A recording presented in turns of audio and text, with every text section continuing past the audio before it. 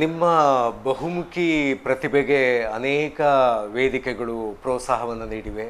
ಪ್ರತಿಯೊಬ್ಬರಿಗೂ ಕೂಡ ಈ ವೇದಿಕೆಗಳು ಮಾಡುವಂಥ ಚಮತ್ಕಾರ ಅದು ನಿಜಕ್ಕೂ ಕೂಡ ಒಂದು ಪ್ರೇರಣೆಯನ್ನು ಮತ್ತು ಸ್ಫೂರ್ತಿಯನ್ನು ತುಂಬುವಂಥ ಕಾರ್ಯದಲ್ಲಿ ಬಹಳ ಪ್ರಮುಖ ಪಾತ್ರವನ್ನು ನಿರ್ವಹಿಸ್ತವೆ.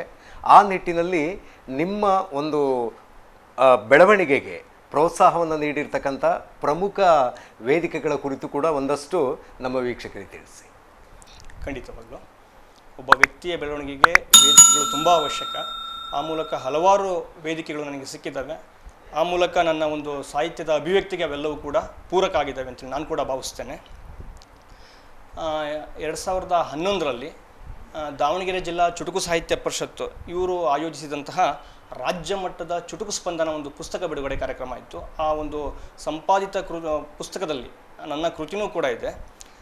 ರಾಜ್ಯ ಮಟ್ಟದ ಸಂಪಾದಿತ ಕವನ ಸಂಕಲನಗಳಾಗಿರ್ತಕ್ಕಂತಹ ಕವಿಕಾವ್ಯ ಕುಂಜ, ಚುಟುಕು ಸ್ಪಂದನ, ಮುಗಿಲಿಗೆ ಮುತ್ತಿಡುವ ತವಕ, ಚಿಗುರೊಡೆದ ಸಸಿ, ವನ್ನ ಕೃಷಿ, ವಿಶ್ವಗುರು ಬಸವಣ್ಣ, ಹೀಗೆ ಹಲವಾರು ರಾಜ್ಯ ಮಟ್ಟದ ಸಂಪಾದಿತ ಕವನ ಸಂಕಲನಗಳಲ್ಲಿ ನಮ್ಮ ಕವನಗಳು ಪ್ರಕಟಣೆಗೊಂಡಿದ್ದಾವೆ. ಹೀಗಾಗಿ 2011ರಲ್ಲಿ ದಾವಣಗೆರೆ ಜಿಲ್ಲಾ ಚುಟುಕು ಸಾಹಿತ್ಯ ಪರಿಷತ್ತವರು ಆಯೋಜಿಸಿದಂತಹ ಒಂದು ಚುಟುಕು ಸ್ಪಂದನ ಒಂದು ಪುಸ್ತಕ ಬಿಡುಗಡೆ ಸಮಾರಂಭದಲ್ಲಿ ಭಾಗವಹಿಸಿ ಅಲ್ಲಿ ಕವಿಗೋಷ್ಠಿಯಲ್ಲಿ ಭಾಗವಹಿಸಿ ಪುರಸ್ಕಾರಕ್ಕೆ ನಾನು ಭಾಜನನಾಗಿದ್ದೇನೆ. ತದನಂತರದಲ್ಲಿ 27/11/2011ರಲ್ಲಿ ದಾವಣಗೆರೆ ತಾಲೂಕು 4ನೇ ಕನ್ನಡ ಸಾಹಿತ್ಯ ಸಮ್ಮೇಳನದ ಕವಿಗೋಷ್ಠಿಯಲ್ಲಿ ಭಾಗವಹಿಸಿ ನೆನಪಿನ ಕಾಣಿಕೆಯನ್ನು ನಾನು ಸ್ವೀಕರಿಸಿಕೊಂಡಿದ್ದೇನೆ. 29/11 ನವೆಂಬರ್ ತಿಂಗಳ 2012ರಂದು ದಾವಣಗೆರೆಯ ಮಹಾನಗರ ಪಾಲಿಕೆಯವರು ಆಯೋಜಿಸಿದಂತಹ 57ನೇ ಕನ್ನಡ ರಾಜ್ಯೋತ್ಸವ ಕಾರ್ಯಕ್ರಮದಲ್ಲಿ ಭಾಗವಹಿಸಿ ಕವನವನ್ನು ವಾಚನ ಮಾಡೋದ್ರ ಮೂಲಕ ಪುರಸ್ಕಾರಕ್ಕೆ ನಾನು ಭಾಜನನಾಗಿದ್ದೇನೆ. ಅದೇ ರೀತಿ ನಮ್ಮ ಕನ್ನಡ ನಾಡಿನಲ್ಲೇ ಪ್ರಪ್ರಥಮ ಬಾರಿಗೆ ಹರ್ಡೇಕರ್ ಮಂಜಪ್ಪನವರಿಂದ ಒಂದು ಚಾಲನೆಗೊಂಡಂತಹ ಬಸವ ಜಯಂತಿ ಕಾರ್ಯಕ್ರಮವು ನಮ್ಮ ದಾವಣಗೆರೆ ನಗರದ ವಿರಕ್ತ ಮಠದಲ್ಲಿ ಒಂದು ಪ್ರಪ್ರಥಮ ಬಾರಿಗೆ ಬಸವ ಜಯಂತಿಯನ್ನು ಆಯೋಜಿಸಿದರು. 1913ರಲ್ಲಿ ಚಾಲನೆ ಮಾಡಿದಂಥದ್ದು 2013ಕ್ಕೆ ಶತಮಾನೋತ್ಸವನ ಕಾಣಿತು. ಆ ಶತಮಾನೋತ್ಸವ ಸಂದರ್ಭದಲ್ಲಿ ಬಸವ ಜಯಂತಿ ಆಚರಣೆಯ ಶತಮಾನೋತ್ಸವ ಸಂದರ್ಭದಲ್ಲಿ ಕೇವಲ ಬಸವೇಶ್ವರರ ಕವನವನ್ನು ವಾಚನ ಮಾಡ್ತಕ್ಕಂಥ ಒಂದು ಗೋಷ್ಠಿಯನ್ನು ಹಮ್ಮಿಕೊಂಡಿದ್ರು. ಆ ಒಂದು ವಿರಕ್ತ ಮಠದಲ್ಲಿ ಆ ಗೋಷ್ಠಿ ಇತ್ತು. ಆ ವಿರಕ್ತ ಮಠದ ಗೋಷ್ಠಿಯಲ್ಲಿ ನಾನು ಕೂಡ ಭಾಗವಹಿಸಿ ಪ್ರಶಸ್ತಿ ಮತ್ತು ನೆನಪಿನ ಕಾಣಿಕೆಯನ್ನು ನಾನು ಪಡ್ಕೊಂಡಿದ್ದೇನೆ.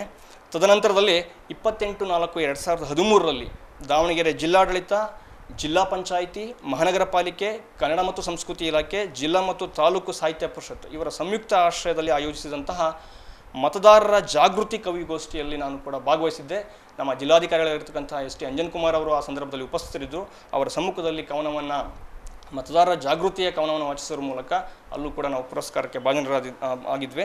ಅದೇ ರೀತಿ 2016ರಲ್ಲಿ ಜಿಲ್ಲಾ ಚುಟುಕು ಸಾಹಿತ್ಯ ಪರಿಷತ್ತು ದಾವಣಗೆರೆ ಅವರು ಆಯೋಜಿಸಿದಂತಹ ಜಿಲ್ಲಾ ಮಟ್ಟದ ಕಾವ್ಯ ಕಮ್ಮಟ ಹಾಗೂ ಕವಿಗೋಷ್ಠಿ ಈ ಒಂದು ಕಾರ್ಯಕ್ರಮದಲ್ಲಿ ಭಾಗವಹಿಸುವ ಮೂಲಕ ಪುರಸ್ಕಾರಕ್ಕೆ ನಾವು ಭಾಜನರಾಗಿದ್ದೇವೆ. ತದನಂತರದಲ್ಲಿ 28/1/2017ರಂದು ಹೊನ್ನಾಳಿ ತಾಲೂಕು 7ನೇ ಕನ್ನಡ ಸಾಹಿತ್ಯ ಸಮ್ಮೇಳನದ ಕವಿಗೋಷ್ಠಿಯಲ್ಲಿ ಭಾಗವಹಿಸಿ ಪುರಸ್ಕಾರಕ್ಕೆ ಭಾಜನರಾಗಿದ್ದೇವೆ. 31/1/2019ರಂದು ದಾವಣಗೆರೆ ಜಿಲ್ಲಾ 9ನೇ ಕನ್ನಡ ಸಾಹಿತ್ಯ ಸಮ್ಮೇಳನದ ಕವಿಗೋಷ್ಠಿಯಲ್ಲಿ ಭಾಗವಹಿಸುವ ಮೂಲಕ ಅಲ್ಲಿ ಪುರಸ್ಕಾರಕ್ಕೆ ಭಾಜನರಾಗಿದ್ದೇವೆ.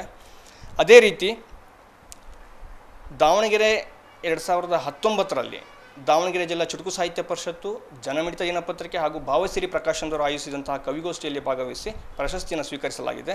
ಅದೇ ರೀತಿ 22/12/2019ರಂದು ಹರಿಹರದ ಚಿಂತನಾ ಪ್ರತಿಷ್ಠಾನ ಇವರು ಆಯೋಜಿಸಿದಂತಹ ಹಸಿರು ನಮ್ಮುಸಿರು ರಾಜ್ಯ ಮಟ್ಟದ ಪುಸ್ತಕ ಬಿಡುಗಡೆ ಕಾರ್ಯಕ್ರಮ ಇತ್ತು.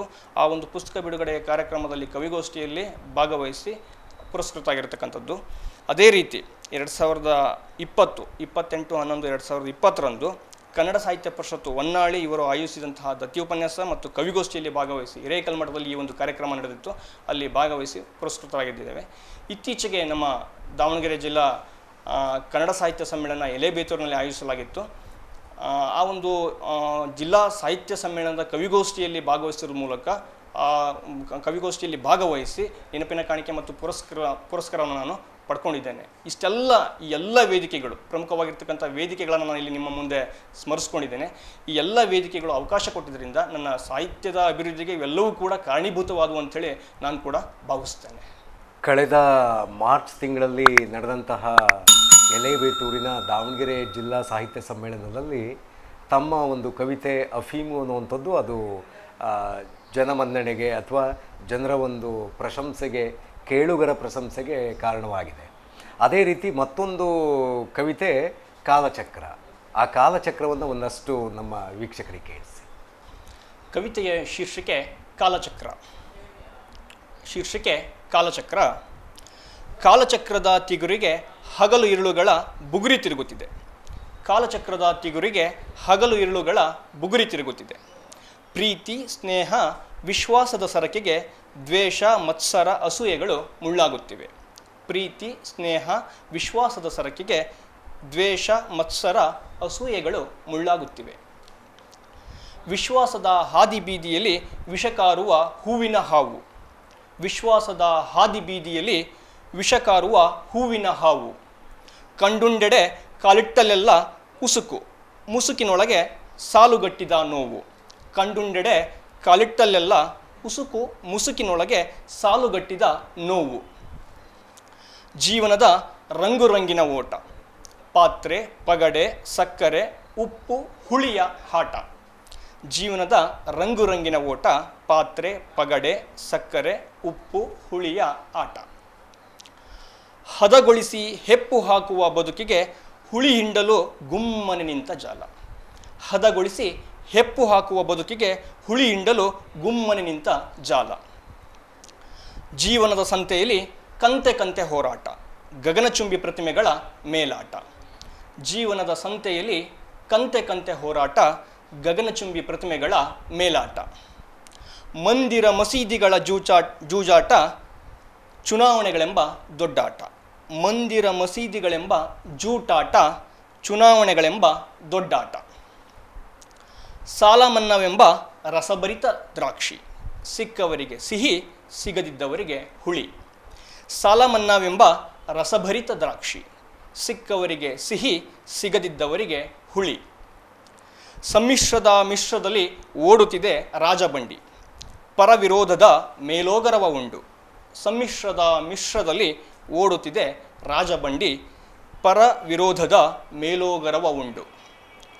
ದೇಶಕ್ಕೆ ವಿಷ ಕೊಡೋರಿಗೆ ಸಾಲ ಸಿಗ್ತದೆ. ದೇಶಕ್ಕೆ ಅನ್ನ ನೀಡುವವರಿಗೆ ವಿಷ ಸಿಗ್ತದೆ. ದೇಶಕ್ಕೆ ವಿಷ ಕೊಡೋರಿಗೆ ಸಾಲ ಸಿಗ್ತದೆ. ದೇಶಕ್ಕೆ ಅನ್ನ ನೀಡುವವರಿಗೆ ವಿಷ ಸಿಗ್ತದೆ. ಆಣೆ ಕಾಲದಲ್ಲಿ ಅನುಭವಿಸಿದ ಸುಖದ ಬದುಕು. ಕರೆನ್ಸಿ, ಕಂತೆ ಕಂತೆ ನೋಟುಗಳಿದ್ದರೂ ದುಸ್ತರ ಬದುಕು. ಆಣೆ ಕಾಲದಲ್ಲಿ ಅನುಭವಿಸಿದ ಸುಖದ ಬದುಕು. ಕರೆನ್ಸಿ, ಕಂತೆ ಕಂತೆ ನೋಟುಗಳಿದ್ದರೂ ದುಸ್ತರ ಬದುಕು. ಶತಸಹಸ್ರದ ಏಣಿ ಏರುತ್ತಿದೆ ಇಂಧನ. ಸಾಮಾನ್ಯ ಬಡವನಿಂದಲೂ ವ್ಯಯವಾಗುತ್ತಿದೆ ಧನ. ಶತಸಹಸ್ರದ ಏಣಿ ಏರುತ್ತಿದೆ ಇಂಧನ. ಸಾಮಾನ್ಯ ಬಡವನಿಂದಲೂ ವ್ಯಯವಾಗುತ್ತಿದೆ ಧನ. ಕಾಲಚಕ್ರದ ತಿಗುರಿಯ ತಿರುವಿಗೆ ಸಿಲುಕಿ ಮನುಷ್ಯನ ಬದುಕು ಗಿರ್ರನೆ ಗಿರಕೆ ಹೊಡೆಯುತ್ತಿದೆ. ಕಾಲಚಕ್ರದ ತಿಗುರಿಯ ತಿರುವಿಗೆ ಸಿಲುಕಿ ಮನುಷ್ಯನ ಬದುಕು ಗಿರ್ರನೆ ಗಿರಕೆ ಹೊಡೆಯುತ್ತಿದೆ. ಸಾಧಕರಿಗೆ ಅಥವಾ ಸಾಮಾಜಿಕ ಕೊಡುಗೆಯನ್ನು ನೀಡಬೇಕು ಅನ್ನುವಂಥ ಉದ್ದೇಶವನ್ನು ಇಟ್ಕೊಂಡು ತಮ್ಮ ಪ್ರತಿಭೆಯನ್ನು ಬಳಸಿಕೊಳ್ಳುವಂಥವರಿಗೆ ಈ ಪ್ರಶಸ್ತಿ ಪುರಸ್ಕಾರಗಳೇ ಮಾನದಂಡ ಆಗೋದಿಲ್ಲ. ಆದರೂ ಕೂಡ ಈ ಪ್ರಶಸ್ತಿ ಪುರಸ್ಕಾರಗಳು ಲಭಿಸಿದಾಗ ಮನುಷ್ಯನಿಗೆ ಮತ್ತೊಂದಷ್ಟು ಹೊಸ ಉತ್ಸಾಹ ಇಮಿಡಿಗೊಳ್ಳುವಂಥದ್ದು ಮತ್ತು ಆ ಮೂಲಕ ಏನನ್ನಾದರೂ ಕೊಡುಗೆಯನ್ನು ನೀಡೋದಕ್ಕೆ ಒಂದು ರೀತಿಯ ಪ್ರೇರಣೆ ಉಂಟಾಗುವಂಥದ್ದು ಸಹಜ ಪ್ರಕ್ರಿಯೆ. ಈ ಹಿನ್ನೆಲೆಯಲ್ಲಿ ನೋಡುವಾಗ ಯಾವ ಪ್ರಶಸ್ತಿ ಪುರಸ್ಕಾರಗಳನ್ನು ತಾವು ನೆನಪಿಸ್ಕೊಳ್ಳೋದಕ್ಕೆ ಬಯಸ್ತೀರಿ? ಖಂಡಿತವಾಗ್ಲೂ ಸರ್, ಪ್ರಶಸ್ತಿ ಪುರಸ್ಕಾರಗಳು ಪ್ರೋತ್ಸಾಹ ಅಂತಕ್ಕಂಥದ್ದು ಒಬ್ಬ ಬೆಳೀತಕ್ಕಂಥ ಒಂದು ಪ್ರತಿಭೆಗೆ ತುಂಬ ಕಾರಣೀಭೂತ ಆಗ್ತದೆ. ಅವರ ಒಂದು ಆ ಕ್ಷೇತ್ರದಲ್ಲಿ ಮತ್ತಷ್ಟು ಅಭಿವೃದ್ಧಿ ಹೊಂದೋದಕ್ಕೆ ಇವೆಲ್ಲವೂ ಕೂಡ ಮತ್ತಷ್ಟು ಪ್ರೇರಣೆ ಆಗ್ತಾ ಹೋಗ್ತವೆ. ಆ ಕ್ಷೇತ್ರದಲ್ಲಿ ಮತ್ತಷ್ಟು ಆಳವಾಗಿ ಗುರುತಿಸ್ಕೊಳ್ಳೋದಕ್ಕೆ ಅವರಿಗೆ ಕಾರಣೀಭೂತ ಆಗ್ತವೆ. ಈ ನಿಟ್ಟಿನಲ್ಲಿ ನನ್ನ ಈ ಒಂದು ಕಿರು ಸಾಹಿತ್ಯದ ಸೇವೆಯ ಈ ಒಂದು ಹಂತದಲ್ಲಿ ಹಲವಾರು ಸಂಘ ಸಂಸ್ಥೆಗಳು ನನಗೆ ಒಂದು ಪೂರಕವಾಗಿದ್ದಾವೆ, ಮಾರ್ಗದರ್ಶನ ನೀಡ್ತಾ ಹೋಗಿದ್ದಾವೆ.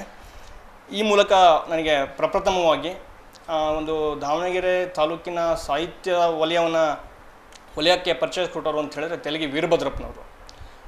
ಅದೇ ರೀತಿ ಮಾಂತೇಶ್ ಬಿ ನಿಟ್ಟೂರವರು ಇರ್ಬೋದು. ಈ ರೀತಿ ಹಲವರು ನಮಗೆ ಪ್ರೇರಣೆಯನ್ನು ನೀಡ್ತಾ ಹೋದರು. ಅವರು ಕೂಡ ಈ ಒಂದು ಸಾಹಿತ್ಯ ವಲಯದ ಒಂದು ಸ್ನೇಹಿತರಾಗಿ ಮತ್ತಷ್ಟು ಸಾಹಿತ್ಯ ವಲಯ ಅಂತಕ್ಕಂಥದ್ದು ಮತ್ತಷ್ಟು ವಿಸ್ತಾರತೆಯನ್ನು ಚಾಚ್ತಾ ಹೋಯ್ತು. ತನ್ಮೂಲಕ ತಿಂಗಳಾಂಗಳ ಅಂತಕ್ಕಂಥ ಕಾರ್ಯಕ್ರಮದ ಮೂಲಕ ಅದರ ರೂವಾರಿಗಳು ಸಂಚಾಲಕರಾಗಿರ್ತಕ್ಕಂತಹ ಗಂಗಾಧರ್ ನಿಟ್ಟೂರ್ ಸರ್ ಅವರ ಪರಿಚಯನೂ ಕೂಡ ಆಯಿತು. ಈ ರೀತಿ ಸಾಹಿತ್ಯ ವಲಯದಲ್ಲಿ ವಿಸ್ತಾರತೆಯನ್ನು ಪಡ್ಕೊಳ್ತಾ ಹೋಯಿತು. ಅಲ್ಲಿ ಹಲವಾರು ಸಂಘ ಸಂಸ್ಥೆಗಳು ನಮ್ಮ ಒಂದು ಸಾಹಿತ್ಯದ ಒಂದು ಓಟಕ್ಕೆ ಬೆನ್ನೆಲುಬಾಗಿ ಅವರು ನಿಲ್ತಾ ಹೋದರು. ವಿಶೇಷವಾಗಿ ಕನ್ನಡ ಸಾಹಿತ್ಯ ಪರಿಷತ್ತು ತಾಲೂಕು ಘಟಕ ಹೊನ್ನಾಳಿ, ಅದರ ಜೊತೆಗೆ ಕನ್ನಡ ಸಾಹಿತ್ಯ ಪರಿಷತ್ತು ಜಿಲ್ಲಾ ಘಟಕ ದಾವಣಗೆರೆ, ಚುಟುಕು ಸಾಹಿತ್ಯ ಪರಿಷತ್ತು ತಾಲೂಕು ಘಟಕ ದಾವಣಗೆರೆ, ಚುಟುಕು ಸಾಹಿತ್ಯ ಪರಿಷತ್ತು ಜಿಲ್ಲಾ ಘಟಕ ದಾವಣಗೆರೆ.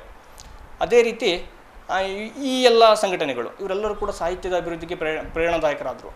ಅಷ್ಟೇ ಅಲ್ಲದೆ ನನ್ನ ಸ್ವಗ್ರಾಮವಾಗಿರ್ತಕ್ಕಂಥ ಹೊನ್ನಾಳಿ ತಾಲೂಕಿನ ಕುಂದೂರಿನ ಬಸವ ಬಳಗದವರು ಕೂಡ ನನ್ನ ಒಂದು ಸಾಹಿತ್ಯದ ಒಂದು ಆಸಕ್ತಿಗೆ ಅವರು ಕೂಡ ಪ್ರೇರಣಾದಾಯಕರಾದರು, ಜೊತೆಗೆ ಬೆನ್ನೆಲುಬಾಗಿ ನಿಂತ್ಕೊಂಡ್ರು. ಅದೇ ರೀತಿ ಹರಿಹರ ತಾಲೂಕಿನ ಜಿಗಳಿ ಕುಂಬಳೂರಿನ ಲಿಂಗಾಯತ ಯುವ ಸೇನೆಯ ಒಂದು ಬಳಗದವರು ಕೂಡ ನನ್ನ ಸಾಹಿತ್ಯಕ್ಕೆ ಬೆನ್ನೆಲುಬಾಗಿ ನಿಂತ್ಕೊಂಡಿದ್ದಾರೆ. ಈ ರೀತಿ ಹಲವಾರು ಸಂಘ ಸಂಸ್ಥೆಗಳು, ಚುಟುಕು ಸಾಹಿತ್ಯ ಪರಿಷತ್ ಇರ್ಬೋದು, ತಾಲೂಕು ಕನ್ನಡ ಸಾಹಿತ್ಯ ಪರಿಷತ್ ಇರ್ಬೋದು, ತಿಂಗಳಾಂಗಳ ಬಳಗ ಇರ್ಬೋದು, ಈ ರೀತಿಯ ಹಲವಾರು ಬಳಗಗಳು ನನ್ನ ಒಂದು ಸಾಹಿತ್ಯವನ್ನು, ನನ್ನ ಸಾಹಿತ್ಯ ಕೃಷಿಯನ್ನು, ನನ್ನ ಸಾಹಿತ್ಯದ ಒಂದು ಸೇವೆಯನ್ನು ಅವರು ಪರಿಗಣಿಸ್ತಾ ಹೋದರು, ಬೆಂಬಲಿಸ್ತಾ ಹೋದರು. ಅವಕಾಶಗಳನ್ನು ಕೊಡೋದ್ರ ಮೂಲಕ ನನ್ನ ಒಂದು ಸಾಹಿತ್ಯದ ಒಂದು ಗಿಡಕ್ಕೆ ನೀರೇರಿರ್ತಕ್ಕಂತಹ ಕೆಲಸವನ್ನು ಎಲ್ಲ ಸಂಘಗಳು, ಸಂಘ ಸಂಸ್ಥೆಗಳು, ವ್ಯಕ್ತಿಗಳು ಮಾಡಿದರು ಅಂತ ಹೇಳಿದ್ರೆ ತಪ್ಪಾಗಲಿಕ್ಕಿಲ್ಲ. ಪ್ರತಿ ವರ್ಷ ನಮ್ಮ ಶಾಲೆಯಲ್ಲಿ ಹಮ್ಮಿಕೊಂಡಿರ್ತಕ್ಕಂಥ ಸಿರಿಗನ್ನಡ ಬಳಗದವರು ವಿದ್ಯಾರ್ಥಿಗಳಿಗೋಸ್ಕರ ಕನ್ನಡ ನಾಡು ನುಡಿ ಜಲದ ಬಗ್ಗೆ ಅಭಿಮಾನ ಮೂಡಿಸುವ ನಿಟ್ಟಿನಲ್ಲಿ ಪರೀಕ್ಷೆಯನ್ನು ನಡೆಸ್ತಾರೆ. ಆ ಪರೀಕ್ಷೆಯನ್ನು ಆಯೋಜಕ ನಾನೇ ಆಗಿದ್ದೇನೆ. ಯಾಕೆ ಅಂತ ಹೇಳಿದ್ರೆ ಮಕ್ಕಳಲ್ಲೂ ಕೂಡ ಕನ್ನಡದ ಅಭಿರುಚಿ ಬೆಳೆಯಲಿ ಅನ್ನೋ ಉದ್ದೇಶಕ್ಕೋಸ್ಕರ ಈ ಒಂದು ಪರೀಕ್ಷೆಯನ್ನು ಹಮ್ಮಿಕೊಳ್ತಿದ್ದೇವೆ. ಆ ಒಂದು ನಿಟ್ಟಿನಲ್ಲಿ ಪ್ರತಿ ವರ್ಷ ಯಶಸ್ವಿಯಾಗಿ ಪರೀಕ್ಷೆಯನ್ನು ಹಮ್ಮಿಕೊಂಡು ಅದರಲ್ಲಿ ಯಶಸ್ಸನ್ನು ಪಡೆಯೋದ್ರ ನಿಟ್ಟಿನಲ್ಲಿ ಯಶಸ್ಸನ್ನು ಪಡಿತಾ ಇರೋದರಿಂದ ಸಿರಿಗನ್ನಡ ಬಳಗ ಚಿತ್ರದುರ್ಗದವರು ಶಿಕ್ಷಕ ರತ್ನ ಅಂತಕ್ಕಂಥ ಒಂದು ಪುರಸ್ಕಾರವನ್ನು, ಒಂದು ಬಿರುದನ್ನು ನನಗೆ ನೀಡಿದ್ದಾರೆ. ಈ ಒಂದು ಸುಸಂದರ್ಭದಲ್ಲಿ ಅವರ ಒಂದು ಈ ಒಂದು ಗೌರವವನ್ನು ನಾನು ಸ್ಮರಿಸ್ತೇನೆ. ಅವರಿಗೆ ನಾನು ಆಭಾರಿಯಾಗಿದ್ದೇನೆ, ಅವರಿಗೆ ನಾನು ಚಿರಋಣಿಯಾಗಿದ್ದೇನೆ. ಅದೇ ರೀತಿ ಈ ಎಲ್ಲ ಸಂಘ ಸಂಸ್ಥೆಗಳಿಗೆ ನಾನು ಚಿರಋಣಿಯಾಗಿದ್ದೇನೆ. ನನ್ನ ಎಲ್ಲ ಸಾಹಿತ್ಯದ ಬೆಳವಣಿಗೆಗೆ ಇವರೆಲ್ಲರೂ ಕೂಡ ನನಗೆ ಬೆನ್ನೆಲುಬಾಗಿ ಬೆಂಬಲವಾಗಿ ನಿಂತ್ಕೊಂಡಿದ್ದಾರೆ. ಅವರಿಗೆ ಮಗದೊಮ್ಮೆ ನಾನು ಈ ಒಂದು ವಾಹಿನಿಯ ಮೂಲಕ ಅವರಿಗೆ ತುಂಬು ಹೃದಯದ ಕೃತಜ್ಞತೆಯನ್ನು ನಾನು ಸಲ್ಲಿಸ್ತೇನೆ. ಒಳ್ಳೆಯದು ನಾಗರಾಜ್ ಅವರೇ, ಮತ್ತೊಂದು ಕೊನೆಯ ಕವಿತೆಯನ್ನು ನಮ್ಮ ವೀಕ್ಷಕರಿಗೆ ಕೇಳಿಸಿ. ಕವನದ ಶೀರ್ಷಿಕೆ ಹಸಿರೇ ಉಸಿರು. ಶೀರ್ಷಿಕೆ ಹಸಿರೇ ಉಸಿರು. ದೈವವು ಕೊಟ್ಟ ಸುಂದರ ಕೊಡುಗೆ ನಮ್ಮೀ ಪರಿಸರ, ಶುದ್ಧ ಗಾಳಿಯ ಕೊಡುವವು ಗಿಡಮರ, ಅವನಿಯೊಳಗವತರಿಸಿಹವು ಪ್ರಾಣಿ ಪಕ್ಷಿ ತರತರ. ದೈವವು ಕೊಟ್ಟ ಸುಂದರ ಕೊಡುಗೆ ನಮ್ಮೀ ಪರಿಸರ, ಶುದ್ಧ ಗಾಳಿಯ ಕೊಡುವವು ಗಿಡಮರ, ಅವನಿಯೊಳಗವತರಿಸಿಹವು ಪ್ರಾಣಿ ಪಕ್ಷಿ ತರತರ. ದುಗ್ಗಾಣಿ ಆಸೆಗಾಗಿ ಗಣಿಗಾರಿಕೆ, ನಾವಿನ್ಯದ ಪೈಪೋಟಿಗೆ ಕೈಗಾರಿಕೆ, ಜಲವಿಲ್ಲದಿದ್ದರೂ ಅಂತರ್ಜಲದ ಹುಡುಕುವಿಕೆ, ಬಗೆ ಬಗೆಯಲ್ಲಿ ಪರಿಸರದ ದುರ್ಬಳಕೆ. ದುಗ್ಗಾಣಿ ಆಸೆಗಾಗಿ ಗಣಿಗಾರಿಕೆ, ನಾವಿನ್ಯದ ಪೈಪೋಟಿಗೆ ಕೈಗಾರಿಕೆ, ಜಲವಿಲ್ಲದಿದ್ದರೂ ಅಂತರ್ಜಲದ ಹುಡುಕುವಿಕೆ, ಬಗೆ ಬಗೆಯಲ್ಲಿ ಪರಿಸರದ ದುರ್ಬಳಕೆ. ಜಾಗತೀಕರಣ ಉದಾರೀಕರಣದ ಪಸರು, ಅಭಿವೃದ್ಧಿ ಮಂತ್ರವೆಂಬ ಬಸುರು.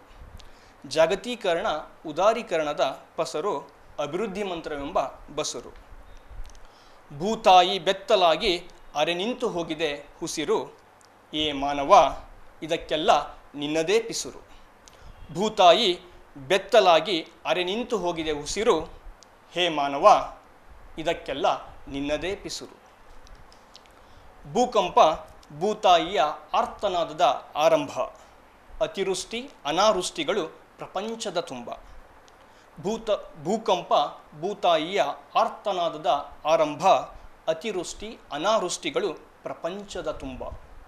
ಸುನಾಮಿ ವಾಯುಭಾರ ಕುಸಿತ ಅದರ ಬಿಂಬ, ಎಲ್ಲ ಮಾಲಿನ್ಯಕ್ಕೂ ಬೆಲೆ ತೆತ್ತುವ ಸಮಯ ಆರಂಭ. ಸುನಾಮಿ ವಾಯುಭಾರ ಕುಸಿತ ಅದರ ಬಿಂಬ, ಎಲ್ಲ ಮಾಲಿನ್ಯಕ್ಕೂ ಬೆಲೆ ತೆತ್ತುವ ಸಮಯ ಆರಂಭ.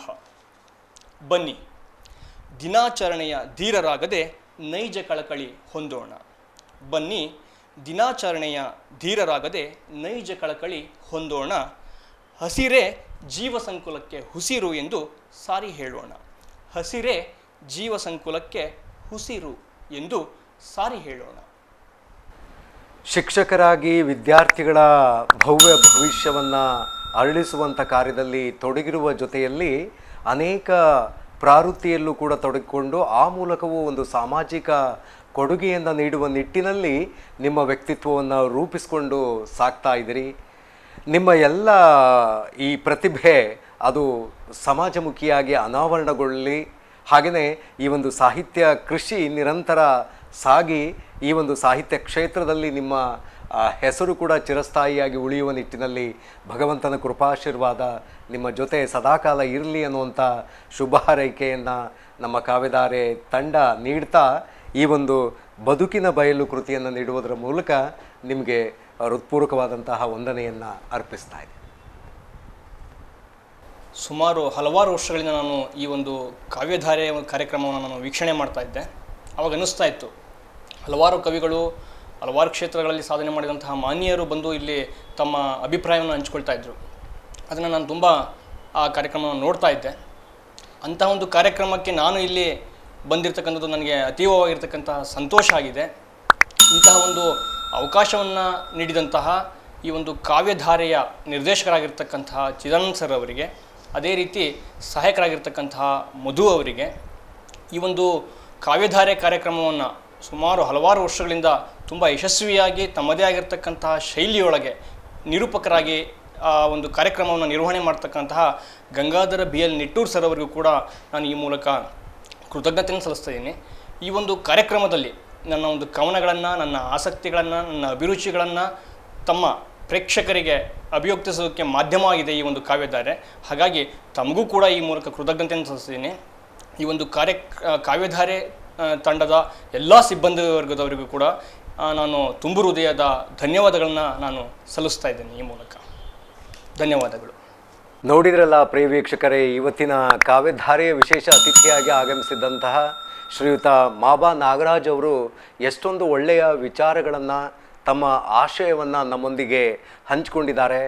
ಇಂತಹ ಸಮಾಜಮುಖಿ ಚಿಂತನೆಯನ್ನು ಇಟ್ಕೊಂಡು ಸಾಕ್ತಾ ಇರ್ತಕ್ಕಂಥ ಅನೇಕ ಸಾಧಕರುಗಳು ನಮ್ಮ ನಡುವೆ ಇದ್ದಾರೆ. ಅವರನ್ನು ಒಂದಷ್ಟು ಗುರುತಿಸಿ ಪ್ರೋತ್ಸಾಹಿಸುವುದೇ ನಿಜವಾಗಿಯೂ ಕೂಡ ಅವರು ಈ ಒಂದು ಸಮಾಜಕ್ಕೆ ಕೊಡುಗೆಯಾಗಬಲ್ಲರು. ಅಂತಹ ಒಂದು ಕೊಡುಗೆಯಾಗಬಲ್ಲಂತಹ ವ್ಯಕ್ತಿತ್ವವನ್ನು ಹೊಂದಿರತಕ್ಕಂಥ ಪ್ರತಿಭಾವಂತರನ್ನು ಪರಿಚಯಿಸುವ ನಿಟ್ಟಿನಲ್ಲಿ ಮತ್ತೆ ಮುಂದಿನ ವಾರ ಹೊಸ ಪ್ರತಿಭೆಯೊಂದಿಗೆ ನಾವು ಹಾಜರಿರ್ತೇವೆ. ಅಲ್ಲಿಯವರೆಗೂ ನಮಸ್ಕಾರ.